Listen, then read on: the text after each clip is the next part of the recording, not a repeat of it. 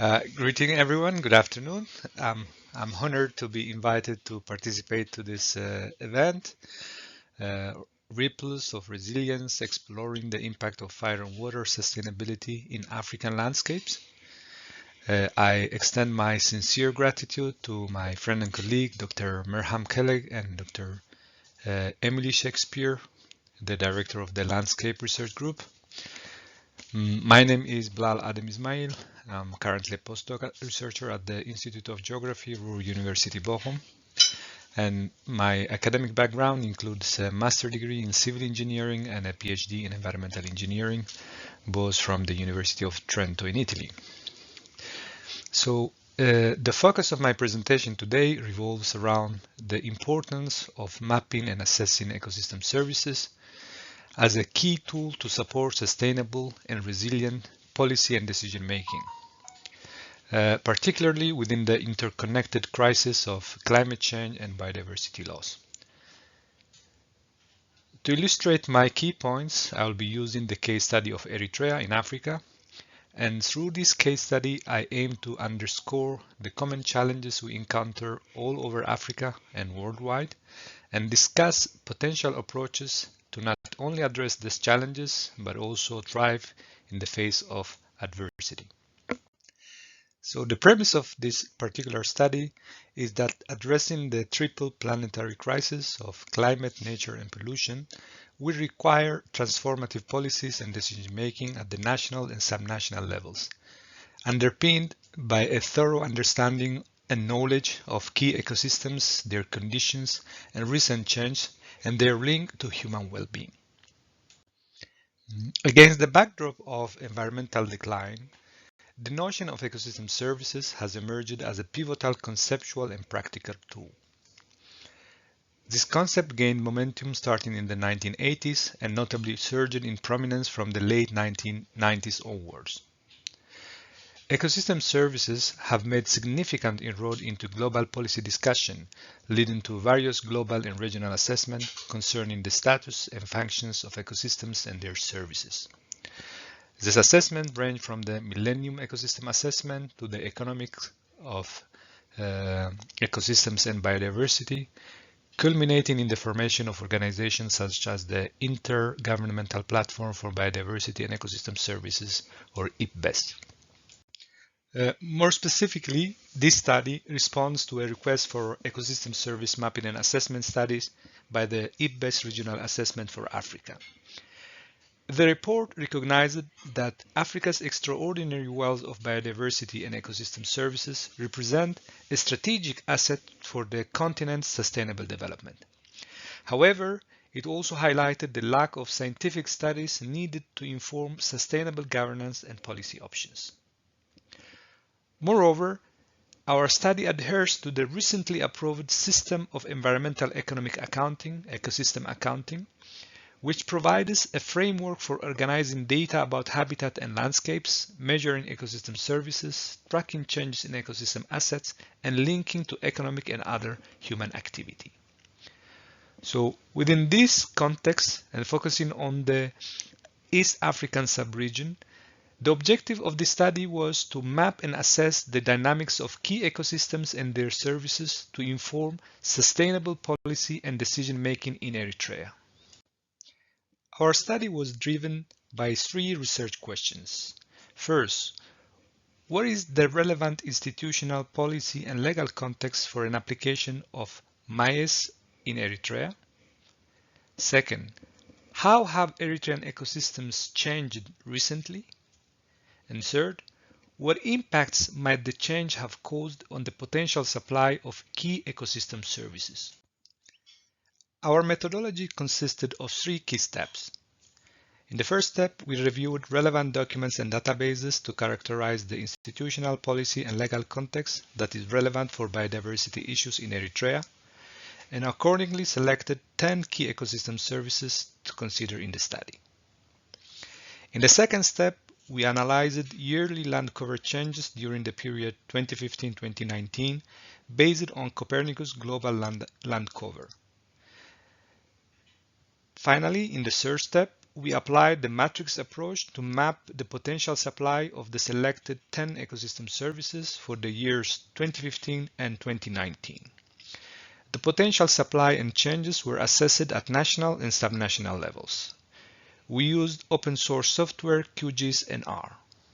So, the country of Eritrea, located in the Horn of Africa, arguably represents a suitable case study for advancing MAES, or Mapping and Assessment of Ecosystem Services, approaches and methods, as it provides a diverse set of ecosystems and typical challenges of data scarcity in a relatively small spatial context, vis-à-vis a strong sustainability orientation of national policies.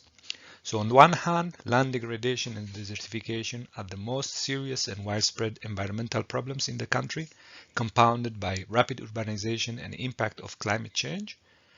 On the other hand, a key priority for the government has been sustainable land and water management, promoted through an ambitious greening and ecological restoration campaign and related soil and water conservation measures.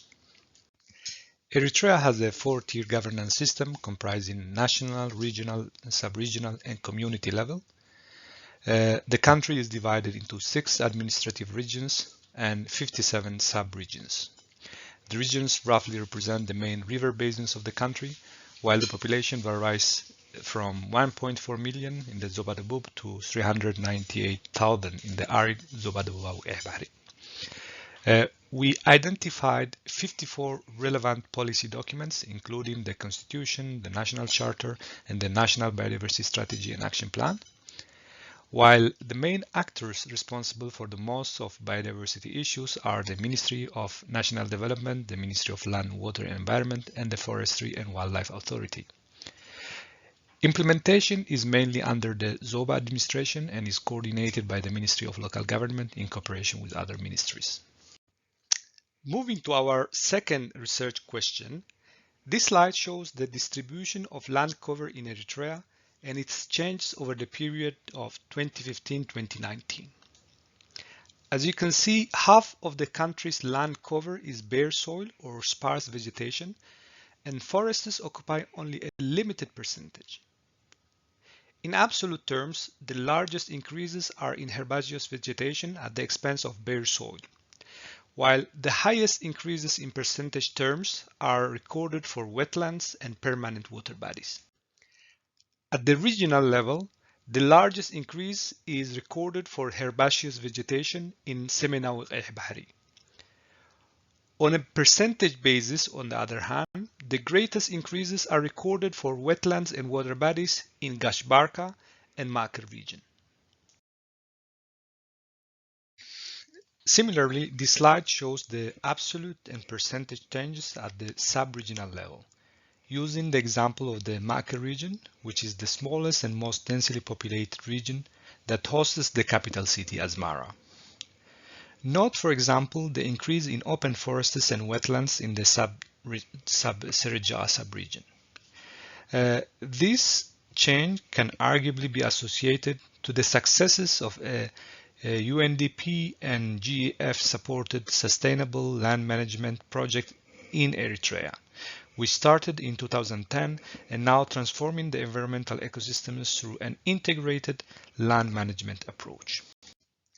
Moving to the third research question, the mapping and assessment of ecosystem services was carried out using the so-called matrix approach proposed by Bukhar et al. More precisely, we started from 109 case studies examined by Champagne et al., of which we selected 10 studies in climatic conditions similar to our case study. This allowed us to determine the minimum, average, and maximum values of the potential for the 10 ecosystem services with respect to the 11 ecosystems in the country. We mapped 10 ecosystem services, 4 provisioning, 4 regulating, and 2 cultural for the years 2015 and 2019, using the average and maximum values from the literature. We thus produced and further analyzed a total of 110 ecosystem service maps. So this slide shows the regional mean values of the ecosystem service supply potential in 2015 and 2019, as well as the changes recorded. Note the overall positive trend in the market and the market increases in the Ansaba and Seminole Bahari regions. Similarly, at the sub-regional level, it's possible to highlight the ones with the greatest increase. So overall, our study offers several insights into sustainable policy and decision-making in Eritrea. We characterized the institutional, policy, and legal context relevant to biodiversity and ecosystem service issues. Most importantly, we have mapped and assessed key ecosystems and their services according to the 3 levels of governance in the country. This provides a good basis for assessing some of the existing policies as well as evaluating ongoing projects in the country. One good example is the construction of dams for soil and water conservation.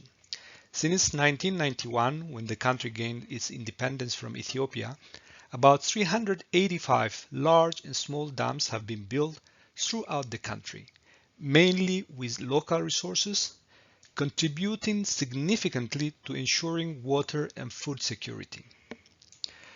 For 3 major dams, we here explore some of the potential links with the results of our analysis.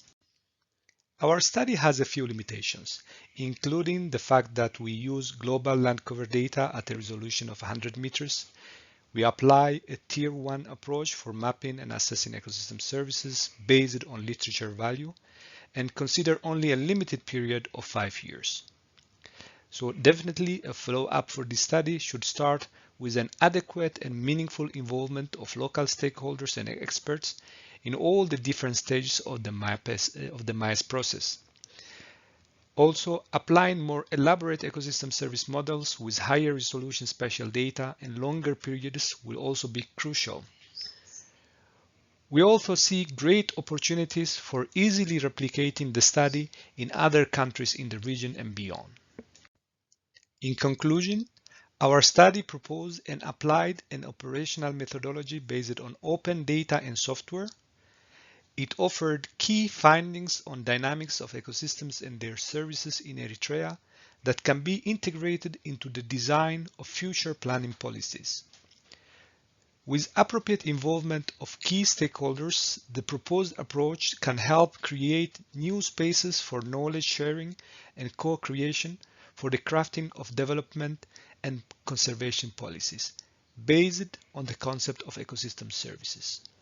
Our hope is that this becomes the starting point for MAES application in Eritrea and the Eastern Africa sub-region at large.